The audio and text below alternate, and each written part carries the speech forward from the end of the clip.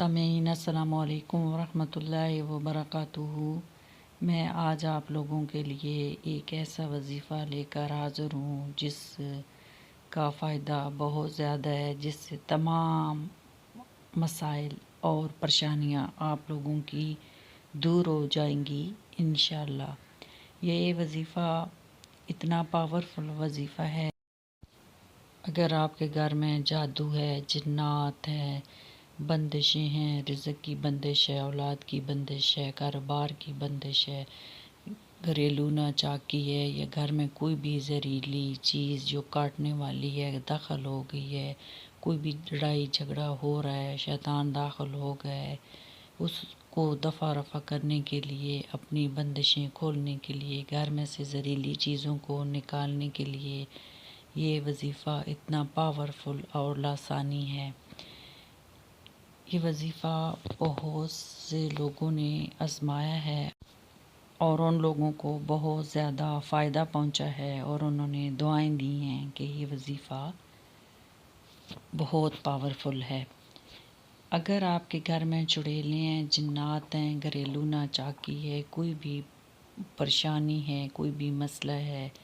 رزق کی بندش، اولاد کی بندش ہے، تو یہ سلام علی نوح فی العالمین جو ہے، یہ والی آیت قرآن پاک کی آیت ہے، اس کو آپ نے اپنے دروازے کے اوپر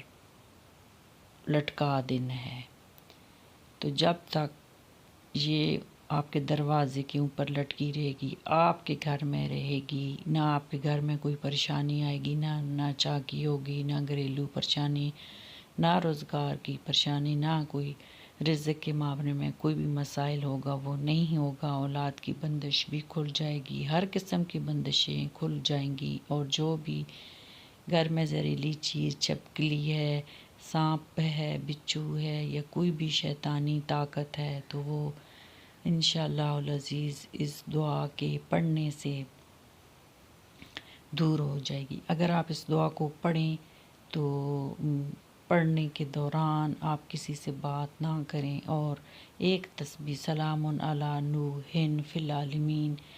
اول آخر 3 بار درود شریف پڑھ کے یہ پڑھیں تو انشاءاللہ آپ کو بہت زیادہ فائدہ ملے گا، اور پڑھتے پڑھتے آپ کو ایک ایسی روحانی طاقت محسوس ہوگی کہ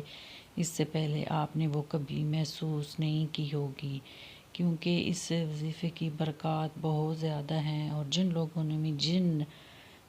جن مقصدوں کے لیے اس کو پڑھا ہے تو انہوں نے اس سے بہت اور بھرپور فائدہ اٹھایا ہے، اور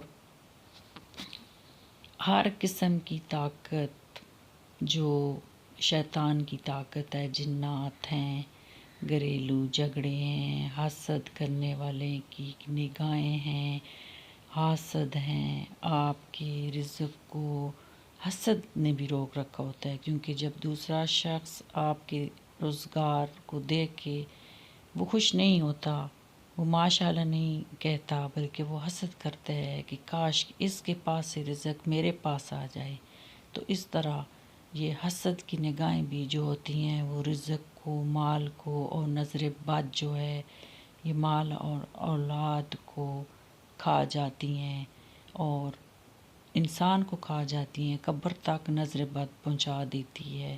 اور نظر بد کبھی یہ علاج ہے کہ سلام علی نوح فی العالمین چلتے پھرتے ہم پڑھتے رہیں تو اس کا بہت زیادہ ہمیں فائدہ ہوگا انشاءاللہ العزیز۔